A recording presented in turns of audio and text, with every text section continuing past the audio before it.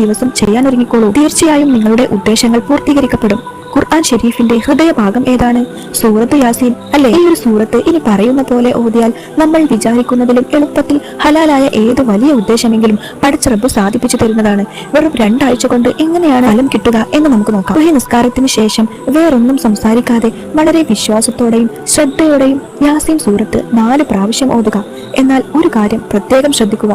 യാസീൻ ഓതുമ്പോൾ 58-ാം ആയത്തായ അതായത് സലാമുൻ ഖൗലൻ മിർ റബ്ബിർ റഹീം എന്ന ആയത്തെത്തുമ്പോൾ ആ ഒരു ആയത്ത് 100 വട്ടം തുടർച്ചയായി ഓതിയതിനു ശേഷം ബാക്കി ഓതുക. ഇങ്ങനെ 4 വട്ടം സൂറത്ത് യാസീൻ ഓതുക. ഓരോ തവണ ഓതുമ്പോഴും ഇങ്ങനെ തുടരുക.